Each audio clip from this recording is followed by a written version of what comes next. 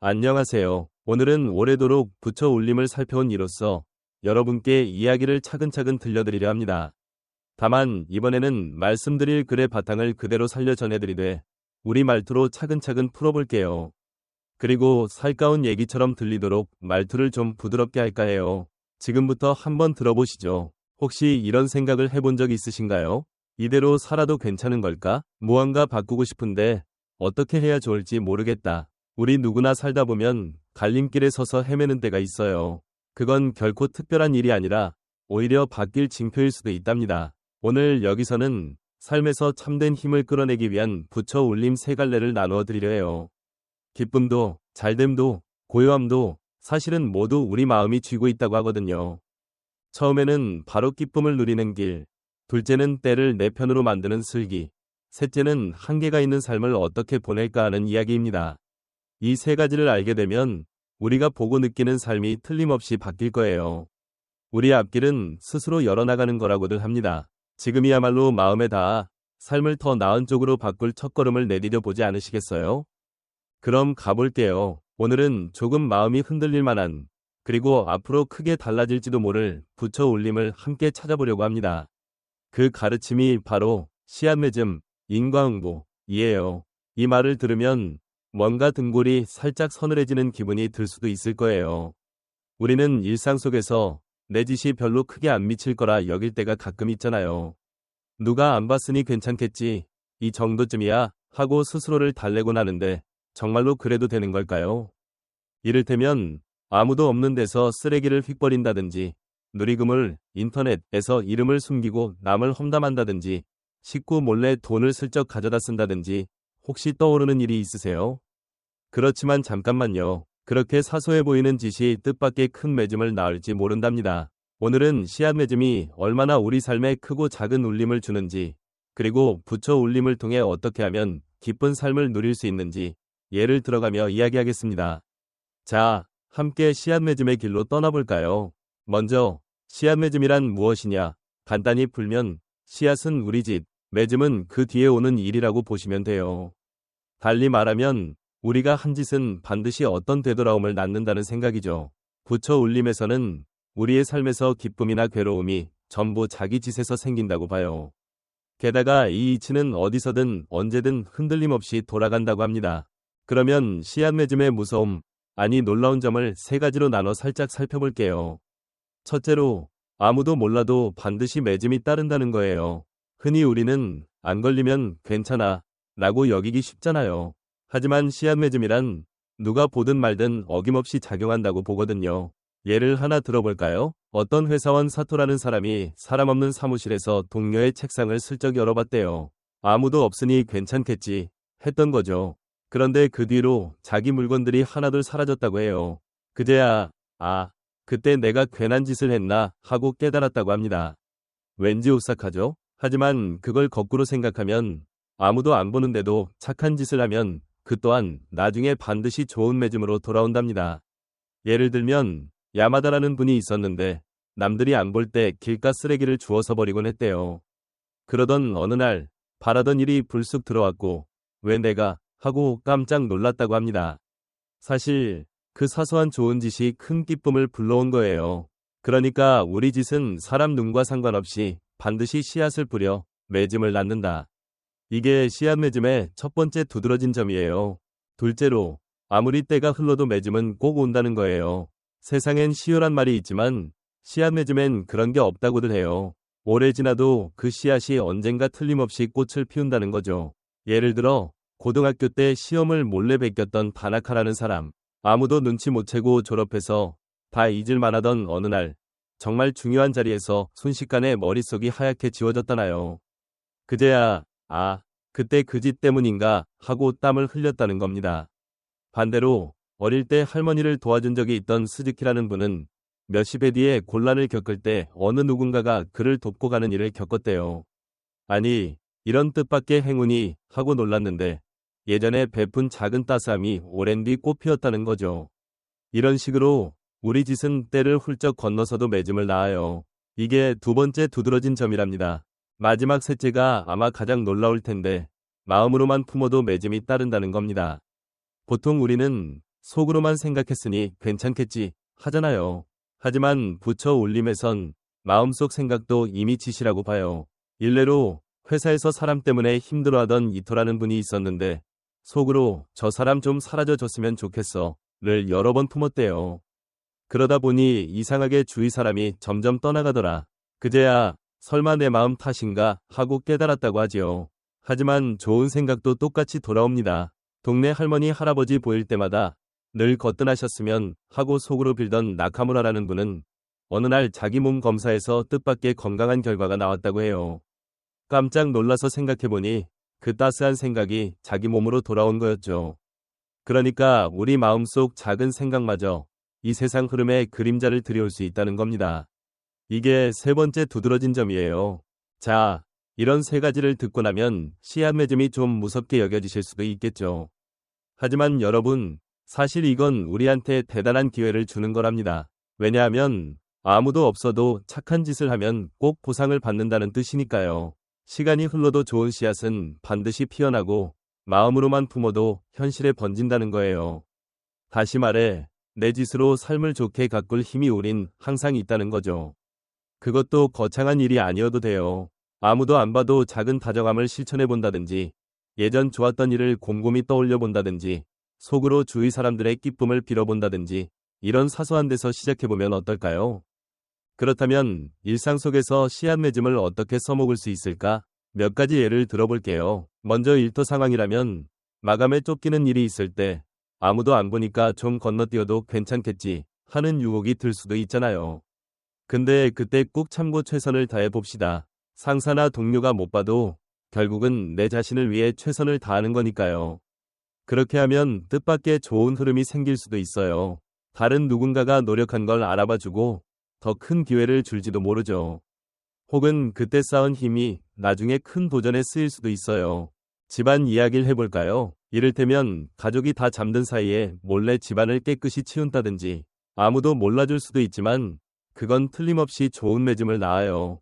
가족 누군가는 왠지 상쾌한 느낌으로 하루를 시작할지 모르고 그게 켜켜이 쌓여서 가족 사이를 더 가깝게 만들 수도 있죠. 그렇게 화목한 살림이 결국 나 스스로에게도 좋은 울림이 돼 돌아올 거예요. 그리고 우리를 둘러싼 세상과의 관계도 생각해 봅시다. 아무도 없을 때 쓰레기를 줍고 자랑하지 않고 묵묵히 해본다든지 겉으론 아무 의미 없어 보이지만 그 작은 움직임이 온 주변을 조금씩 바꾸지 않을까요? 우와, 여긴 참 깨끗하네 하고 느낀 누군가가 자기 역시 언젠가 쓰레기를 줍게 될 수도 있고 그게 돌고 돌아 동네 전체가 나아지고 그러다 그 고운 바람이 다시 내 삶에도 더할 나위 없이 좋은 기운으로 돌아올 수 있는 거죠. 씨앗 맺음의 가르침은 우리 스스로 자라나는데도 크게 쓰여요. 왜냐하면 내 삶은 누가 만든 게 아니라 전부 내 짓에서 나온다. 고 일깨워주니까요. 다른 사람 탓이 아니고 운수 탓도 아니라고 하면 왠지 빡빡한 듯 들릴 수 있어요. 근데 거꾸로 보면 내 행동으로 삶을 얼마든지 바꿀 수 있다는 뜻이라 그만큼 희망이 넘치는 말이기도 하답니다. 지금 삶이 마음에 안 든다면 그걸 뒤집을 힘이 내게 있어요. 오늘부터 작은 착한 짓을 습관처럼 쌓아가면 언젠가 내 삶이 확 바뀔 날이 온다는 걸 믿고 움직일 수 있죠. 이게 바로 씨앗 맺음의 힘이에요. 더 넓게 봐서 요즘처럼 누리그물과 기계지능, AI, 이 크게 뻗어가는 세상의 씨앗 맺음이 주는 뜻은 더 커졌다고 볼 수 있어요. 우리가 온라인에 무심코 남긴 한 줄이 예상 못할 방향으로 누군가에게 깊은 상처가 될 수도 있고 반대로 그 사람에게 엄청난 힘을 줄 수도 있지요. 그래서 우리의 말과 짓에 더욱 신중해야 해요. 동시에 작은 따뜻함이 엄청나게 빠르고 크게 번질 수도 있으니 그만큼 보람찬 움직임도 될 수 있답니다. 또 씨앗 맺음으로 풀어볼 만한 큰 걱정거리 중 하나가 땅과 물 같은 살림 문제예요. 내 한 몸 움직임이 뭐 얼마나 영향을 주겠어 라고 흔히들 말하지만 씨앗 맺음으로 보면 결코 그렇지 않아요. 예를 들면 내가 에코주머니를 쓰고 물을 아끼고 쓰레기 잘 나누고 이런 작은 움직임이 내 주변 사람에게 이어지고 또 그 사람이 다른 사람에게 이어주고 그러다 보면 결코 작다 말할 수 없을 정도로 큰 움직임이 될 수도 있어요. 그게 정부나 기업에도 물결칠 수 있고 결과적으로는 지구 전체가 달라질지도 모릅니다. 그렇다면 이 또한 씨앗이 자라나 커진 사례겠죠. 한편 기계지능이 발전하는 쪽에서도 지금의 개발자들이 쓰는 한 줄 한 줄이 앞으로 세상에 어떻게 번질지 알 수 없잖아요. 이게 바로 씨앗 맺음과도 맞닿아 있는 셈이에요. 현재 작은 움직임이 미래에 어떤 맺음을 낳을지 신중하게 생각해야 하고 거기엔 높은 윤리와 책임의식이 필요한 거죠. 아이들을 가르치는데도 씨앗 맺음은 중요한 뜻을 줘요. 내 짓엔 반드시 뒤따르는 일이 있다. 는 걸 어려서부터 알려주면 자기 짓에 더 조심하게 되고 책임을 배우게 돼요. 동시에 착한 일은 꼭 보람을 주는 희망도 줄 수 있어서 아이들이 푸르게 자라게 돕지요. 가령 괴롭히기, 학교 폭력을 예로 들면 괴롭히는 아이에게 네가 하는 짓이 상대에게 얼마나 큰 아픔이 되는지 또 결국 내게도 해로울 수 있다. 는 걸 깨우쳐줄 수 있고 반대로 괴롭힘 당하는 아이에겐 지금은 힘들어도 언젠가 분명 끝이 나고 이 겪음이 언젠가 큰 도움이 될 수 있다. 고 북돋아줄 수 있죠. 이런 말들은 씨앗 맺음에서 비롯된 생각이고 다정한 세상을 만드는 데도 이어진답니다. 여기까지 듣다 보면 씨앗 맺음이 좀 무섭다는 말이 자주 나와요. 물론 이게 겉보기엔 겁주는 것처럼 들릴지 몰라도 사실 그 안에는 커다란 희망이 담겨 있어요. 왜냐하면 이 가르침이 내게는 삶을 바꿀 힘이 있단다 라고 말해주기 때문이죠. 그렇죠. 씨앗 맺음은 우리에게 큰 책임을 지우면서도 동시에 끝없는 가능성도 준답니다. 그렇다면 씨앗 맺음을 매일 삶에서 어떻게 녹여내면 좋을까요? 일단 잠자리에 들기 전에 고마움 기록장을 써보는 걸 추천해요. 그날 있었던 좋았던 일을 떠올리고 한 줄씩 적어보는 거예요. 아주 사소한 거라도 괜찮아요. 그 습이 내 안에 좋은 씨앗을 꾸준히 심게 만들어줍니다. 그리고 아무도 모르는 착한 짓을 실천해보세요. 예를 들면 볼일 본 뒤에 화장실을 깨끗이 닦아놓는다든지 몰래 엘리베이터 안을 정돈한다든지 옆자리 동료 자리를 조용히 치워준다든지 이런 일들이 언젠가 꼭 좋은 맺음으로 되돌아오지요. 또 마음속 말에 주의하면서 부정적 생각이 싹 트면 그래도 한번 해볼까? 식으로 좋게 바꿔보면 어떨까요? 어차피 안 돼. 대신 어쩌면 될지도 몰라. 하고 스스로에게 얘기해주는 거죠. 그리고 좋은 일이 곧바로 안 나타나도 조급해하지 말고 기다려볼 줄도 알아야 해요. 착한 일을 해도 즉각 결과가 안 보일 수 있지만 반드시 올 거라고 믿고 묵묵히 이어가는 게 중요해요. 마지막으로 용서하는 마음도 가져보면 좋아요. 예전에 내가 저지른 잘못이나 남이 내게 준 상처도 풀어버리면 새롭고 좋은 씨앗을 뿌리게 돼요. 용서는 곧 내 스스로를 풀어주는 짓이기도 하니까요. 이런 실천들은 언뜻 작아 보이지만 씨앗 맺음의 눈으로 보면 엄청난 싹을 트울 수 있는 씨앗이랍니다.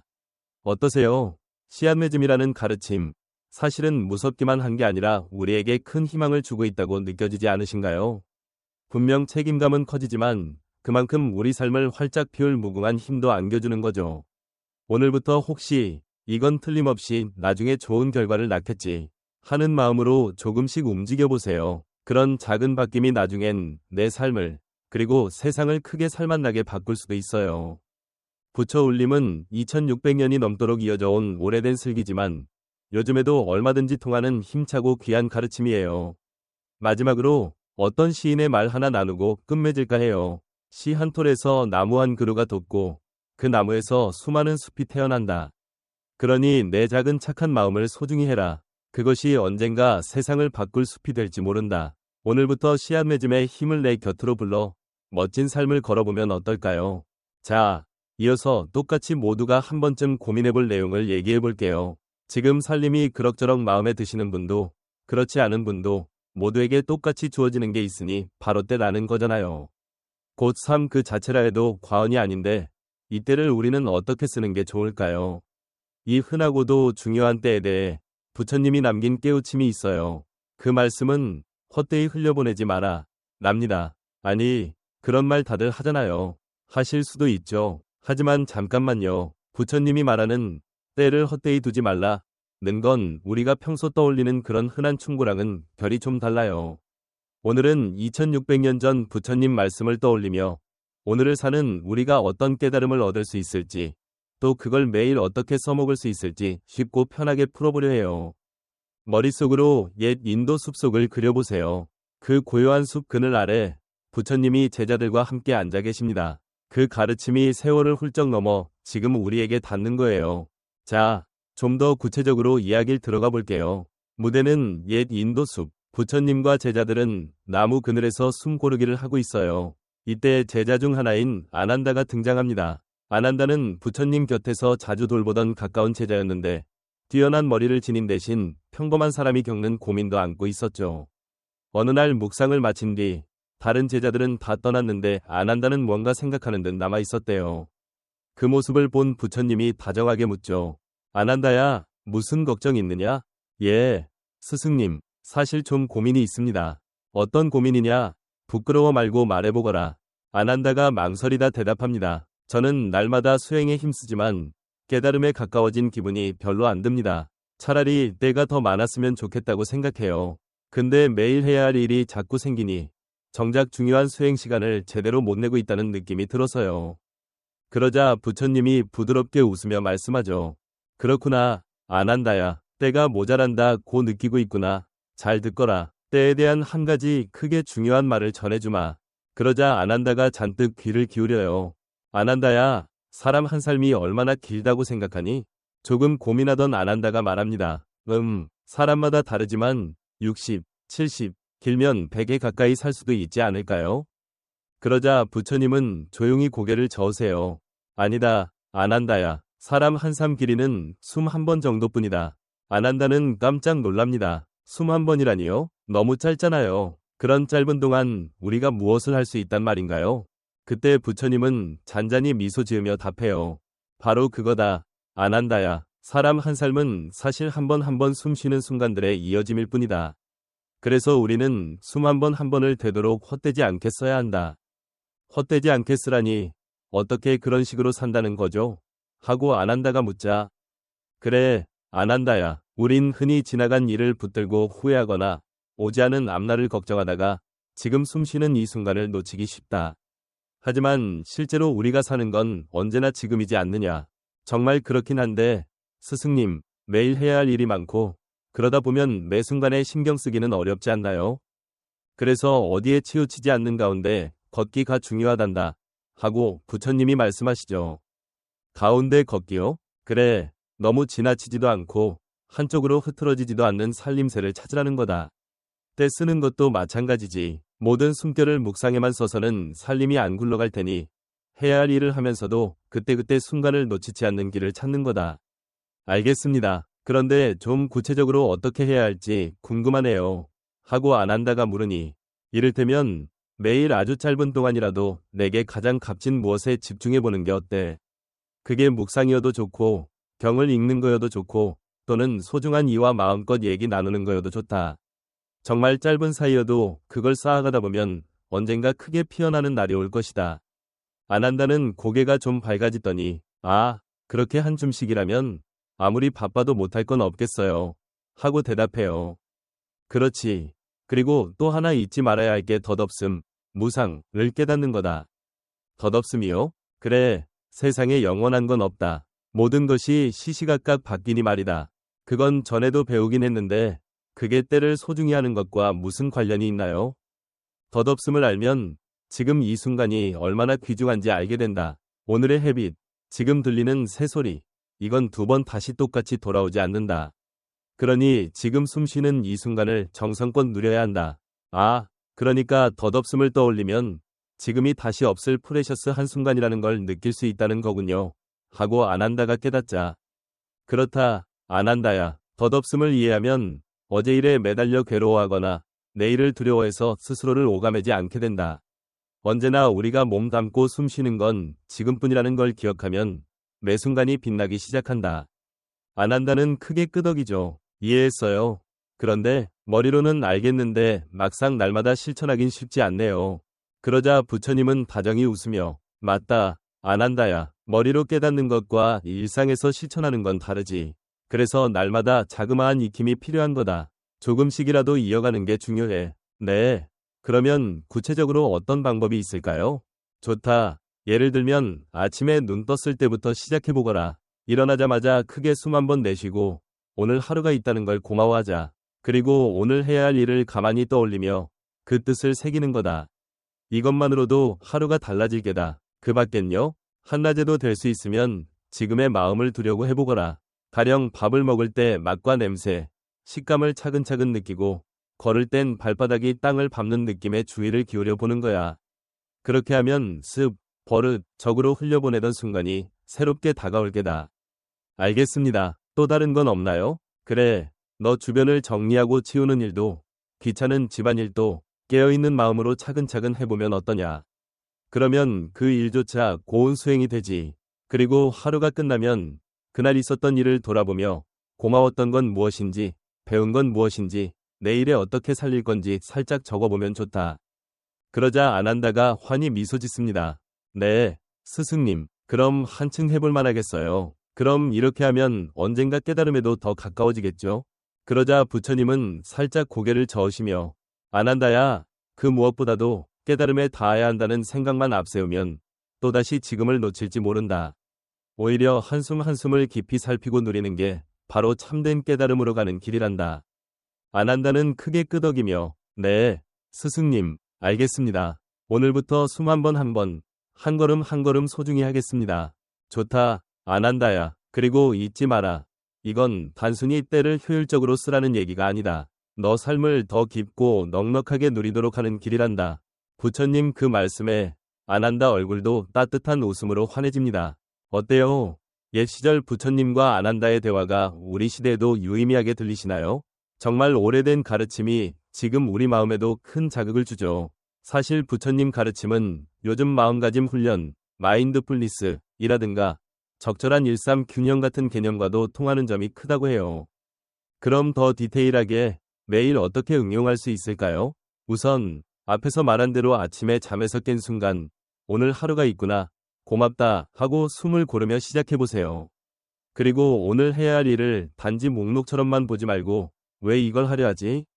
이걸 함으로써 누가 기뻐할까? 를 떠올려보면 같은 일이라도 더 의미가 살아날지 몰라요. 낮에는 될 수 있으면 지금에 귀 기울이되 이를테면 걸어갈 때면 다리 움직임과 발바닥 느낌에 집중해 본다거나 밥 먹을 때 그 맛을 주의 깊게 느껴보는 시기죠. 일할 때도 자꾸 미래 일이나 다른 걱정을 하느라 정신을 쪼개지 말고 당장 눈앞 할 일에 최대한 힘을 실어보는 겁니다. 그러면 일 능률도 더 좋아질 수 있어요. 집안일부터 해서 모든 일을 정성 다하면 사소한 루틴도 한결 빛나 보일 거예요.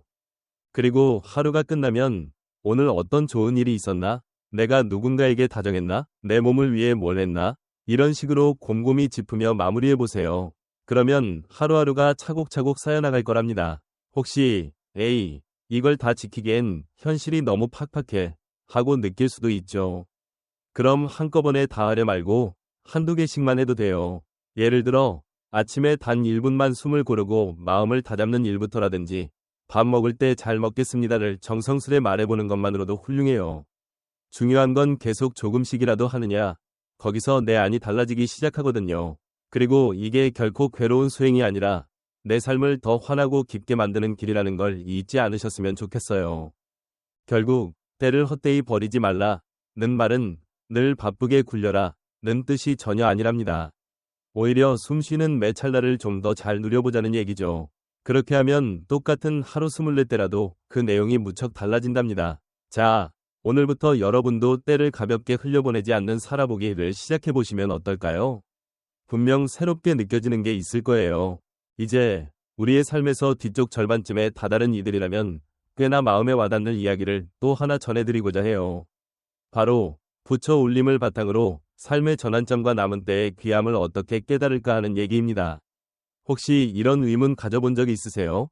지금껏 살아오면서 정말 내가 원하는 걸 해왔을까? 남은 동안에 나는 뭘 이루고 싶은 걸까? 일상에 쫓기다 보니 어느덧 나이가 들었고 어쩐지 허전함이 들기도 하지요. 사실 부처 울림에는 때의 귀함과 삶의 뜻에 대해 깊이 생각해보게 하는 말씀들이 많아요. 오늘은 환갑이 된 내의 친구 얘기를 통해 그 가르침을 한번 느껴볼까 해요.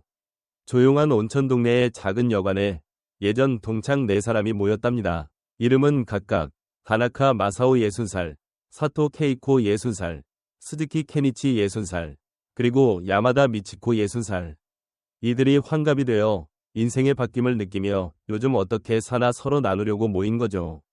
마사오는 대기업에서 관리직으로 일하며 오직 출세와 성취만 바라보고 달려왔어요. 식구와 함께 보내는 때보다 일을 더 우선시하고 휴일에도 나가 일하고 그러다 59살 때 갑자기 가슴 통증이 와서 응급으로 입원하게 됐지 뭔가요. 다행히 큰 문제는 아니었지만 마사오는 병상에 누워 천장을 보면서 스스로 묻고 또 물었어요. 나는 뭘 위해 이렇게 미친 듯이 일만 했나? 혹시 가장 소중한 걸 놓친 거 아니야? 퇴원 후엔 일하는 속도를 조금 줄이고 식구와 함께 보내는 때를 늘리기로 마음먹었대요. 그리고 오랜 취미인 도예를 다시 시작했는데 흙을 만지는 감촉에서 마음이 차분히 녹아드는 걸 느꼈다고 해요. 마사오는 친구들에게 이렇게 말합니다. 난 줄곧 성취에만 매달려서 정작 중요한 걸 못 봤었어.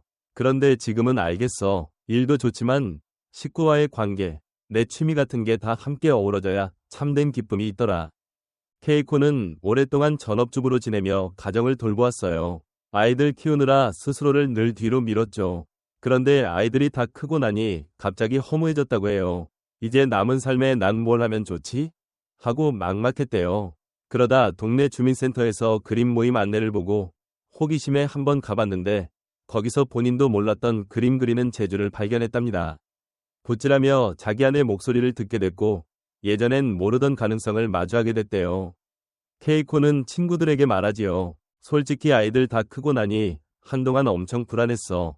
근데 그림을 시작하니까 아직도 내 안에 새로운 길이 있구나라고 느꼈어.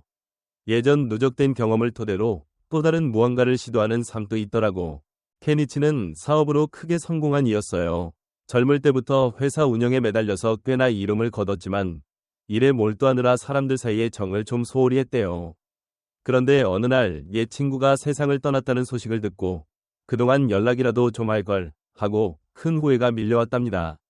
그 뒤로는 스스로 삶을 깊이 돌아보고 동네 봉사 모임에 나가기로 했대요. 거기서 여러 사람과 부대끼며 도우며 사는 즐거움을 알게 됐지요. 케니치는 친구들에게 이렇게 말해요. 난 줄곧 이룸, 곧 성공만 생각하며 살아왔어. 그런데 참된 넉넉함은 사람들과의 이어짐 속에 있다는 걸 뒤늦게 깨달았어.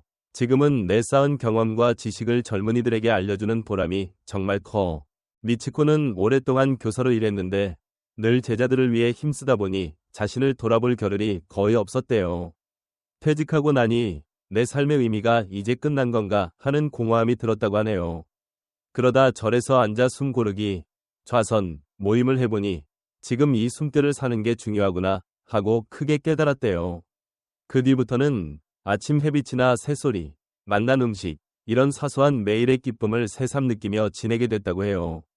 미치코는 친구들에게 말합니다. 처음 퇴직했을 땐 마치 내 존재가 사라진 기분이었어. 근데 좌선을 통해 알았지. 삶의 의미라는 게 반드시 큰 성취나 업적으로만 있는 게 아니더라.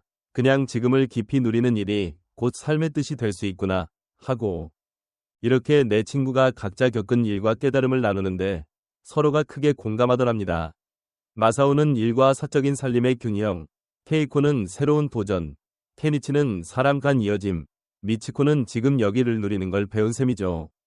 그러면서 서로 남은 삶을 의미 있게 잘 써보자 하고 다짐하게 됩니다. 이 얘기를 통해 다시 부처 올림 쪽으로 돌아가 보면 부처 말씀 중에 온 삶은 덧없다, 재행무상 하는 가르침이 있어요. 모든 게 끊임없이 바뀌고 영원히 머무는 건 없다는 거죠. 이건 우리 나이가 들수록 절실하게 와닿잖아요. 예전엔 시간이 무한히 있을 것 같았는데 세월이 흐르니 머지않아 끝도 보일 듯하고 남은 때를 어떻게 써야 하나 고민도 생기지요. 또 한 번 만나면 그뿐, 일기일회 이라는 말도 있는데 모든 만남은 그 순간이 두 번 다시 오지 않는다는 뜻이래요. 마사오 씨 사례처럼 우리가 매일 만나는 식구나 순간도 결코 다시 오지 않을 귀한 때임을 깨닫게 되죠. 케이코 씨 얘기는 부처 울림에서 흔히 말하는 본래 고정된 실체가 없다, 하고도 이어집니다. 사람 삶도 고정된 틀이 없으니까 나이 들어도 새로운 모습을 발견할 수 있는 거죠. 케니치 씨 얘기는 서로 얽혀있음, 연기를 떠올리게 해요. 세상 모든 일이 이어져 있어서 사람 사이의 얽힘 속에 진짜 넉넉함이 숨어 있다는 거예요. 그리고 미치코 씨 이야기처럼 앉아 숨 고르기나 잠깐 고요히 마음을 보는 건 그저 멈춰 바라보기, 지관다좌, 정신이랑 닮아 있답니다. 지금 이 순간 그 한 호흡을 충분히 누리는 것이 곧 삶을 누리는 길이니까요. 또 일본 스님 도겐의 말 중에 짓은 화살보다 빠르며 슬기와 숨결은 화로보다 여리다 라는 비슷한 구절이 있는데 인용하자면 우리 삶과 목숨이 얼마나 순식간에 덧없이 지나가는지를 말해주죠. 그러니 짧은 숨결을 더더욱 소홀히 해선 안 된다는 겁니다. 이는 특히 삶의 뒤쪽 절반에 접어든 이들에게 더욱 묵직하게 다가오는 말이죠. 그래서 우리가 잠시 뒤를 돌아보면서 나는 요즘 혹시 때를 그냥 흘려보내고 있지 않나? 소중한 이들과의 시간을 미루고 있진 않나? 내 몸과 마음을 깎아먹고 있진 않나? 이런 물음을 던져볼 필요가 있어요. 그렇다면 바로 지금이 우리 삶과 때를 새로 돌아보는 기회가 되겠죠. 이건 곧 내 목숨을 어떻게 쓸지, 즉 내 삶을 어떻게 보낼지를 짚는 시간이기도 해요. 마사오 씨처럼 일과 사생활의 균형을 재정비할 수도 있고 케이코 씨처럼 새로운 무언가에 도전해 볼 수도 있어요. 케니치 씨처럼 사람과의 이어짐을 더 살리고 미치코 씨처럼 자잘한 즐거움에 눈뜨는 것도 좋죠. 이 모든 것이 우리 삶을 더 빛나게 해줄 거예요. 그럼 구체적으로 어떻게 시간을 써야 좋을까요? 제안 하나, 매일 아침 10분쯤 들여 오늘의 작은 목표를 잡아보세요. 오늘은 식구와 대화를 좀 더 해보자. 오늘은 새 배움에 도전해보자. 이런 식으로요. 그리고 밤에는 그날을 뒤돌아보며 오늘 새롭게 익힌 게 뭐였지? 누군가한테 다정했나? 내 몸을 위해 뭘 했나? 이렇게 하루를 정리해보는 것도 좋습니다. 그리고 일주일에 한 번쯤은 앞으로 어떻게 살아갈까? 를 조용히 생각해보는 시간을 갖는 거죠. 일요일 오후 1시간쯤 앉아 숨 고르거나 일기를 적거나 하면 어떨까요?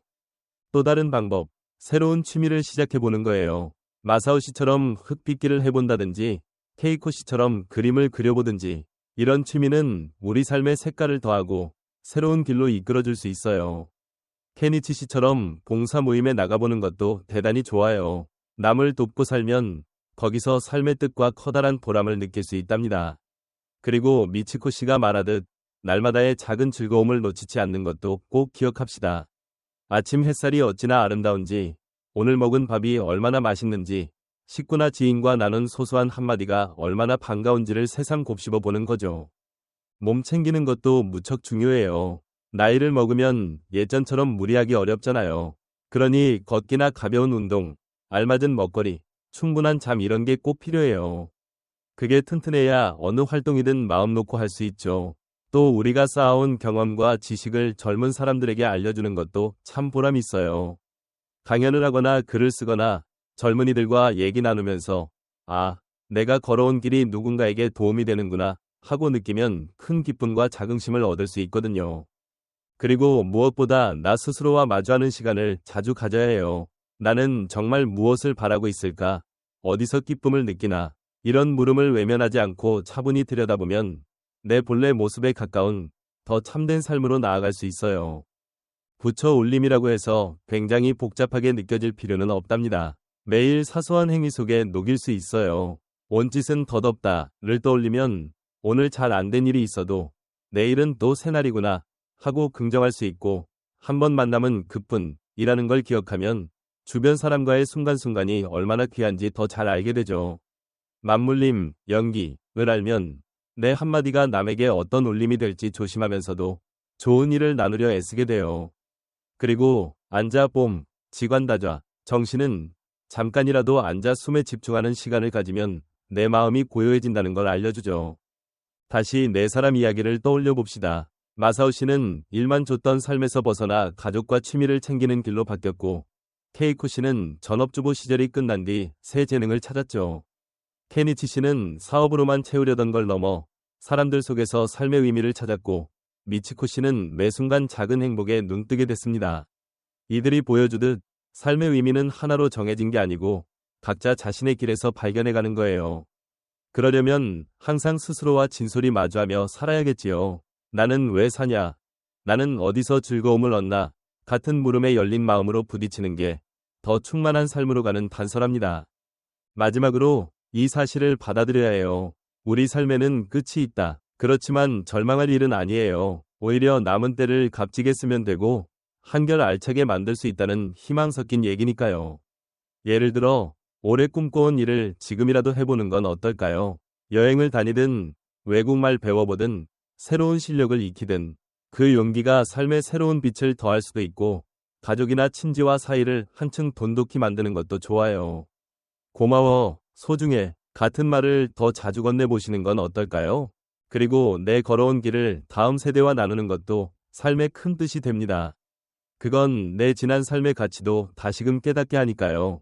사람 살림은 봄, 여름, 가을, 겨울처럼 바뀌어가는데 젊은 때는 봄과 여름이라면 이제 우리는 가을 문턱에 서 있다고 할 수 있어요.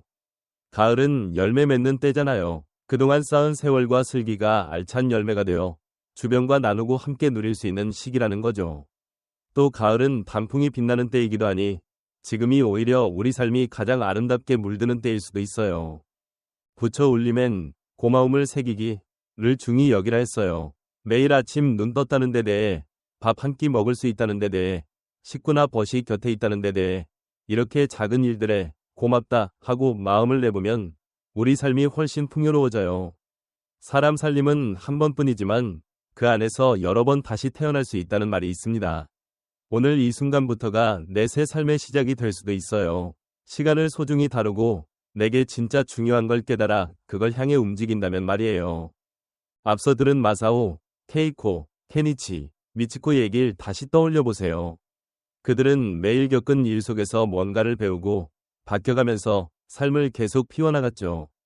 그리고 부처 울림을 마음에 새긴다면 온짓은 덧없고 한 번 만남은 다시 없으며 서로 이어져 있고 그저 앉아 봄으로 지금을 살핀다. 이런 가르침들이 우리가 사는 날들을 훨씬 더 알차고 뜻있게 만들어줄 겁니다. 마무리하며 한 가지 여쭤볼게요. 당신에게 정말로 소중한 건 무엇인가요? 남은 삶에서 이루고 싶은 건 뭐고 오늘부터 어떤 작은 발걸음을 내디딜 수 있을까요? 천천히 곱씹어 보시고 그 답을 향해 조금씩 움직여 보세요. 우리 삶의 가을에도 무한한 가능성이 숨어 있습니다. 그걸 믿고 날들을 귀히 누리면서 살면 거기서 참된 기쁨이 피어나지 않을까요? 틀림없이 멋진 길이 펼쳐질 거라 믿습니다. 오늘 나눈 이야기들이 여러분 삶에 조금이나마 따뜻한 보탬이 되길 바라며 여기까지 들어주셔서 정말 고맙습니다. 모든 분들 언제나 기쁜 날 되시고 숨쉬는 한순간 한순간을 소중히 누리시길 바랄게요.